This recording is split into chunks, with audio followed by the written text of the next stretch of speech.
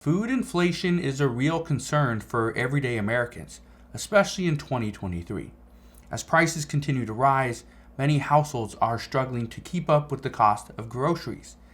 In today's video, I want to discuss the causes of food inflation, its impacts on household budgets, and ways that everyday Americans can reduce the stress of rising food costs. The cost of food is a significant expense for most households, with Americans spending an average of 9.7% of their income on food.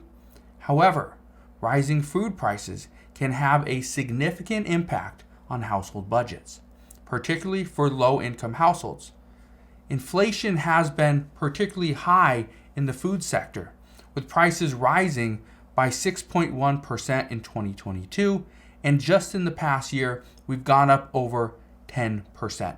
This is the highest increase since 2008. The causes of food inflation are complex and multifaceted.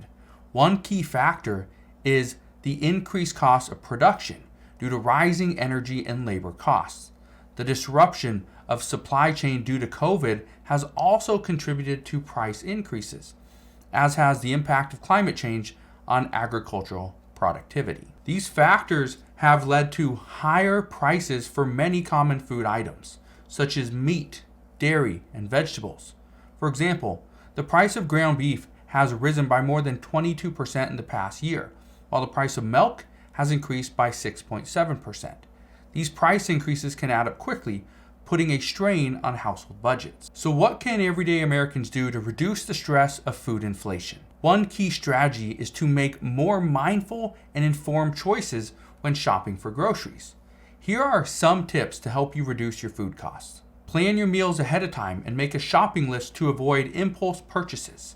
Second thing, look for sales and discounts on items for regularly purchased products. Third, consider buying store brand or generic products, which are often cheaper than brand name items. Number 4, buy in bulk, because if you are using an item frequently, such as rice or pasta, buying in bulk is going to save you money. And number 5, consider buying frozen or canned fruits and vegetables. These are oftentimes much cheaper and they will stay a little bit better for a lot longer. Another way that you can reduce your food costs is to grow your own fruits and vegetables. Many people don't realize this, but it's true.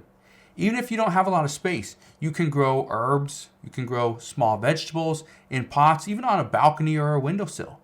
Community gardens are also a great way to access fresh produce at a lower cost. You just got to think about it and see what's available to you. If you are struggling to afford food, there are resources available to help.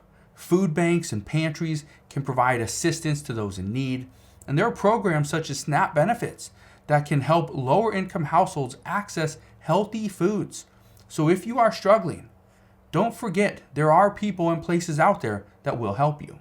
Finally, supporting local farmers and food producers can also be seen as a great way to lower food inflation. It not only helps you, but it helps the farmers as well. Buying locally and supporting the local economy can help reduce the environmental impact, and the best part is it being that you don't have to transport the products long distance, it actually brings down the cost. Food inflation is a real concern for everyday Americans in 2023.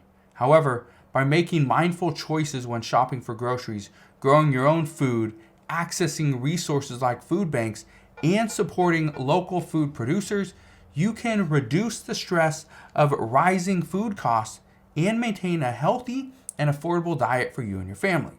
And if you don't think so, just try it and see for yourself.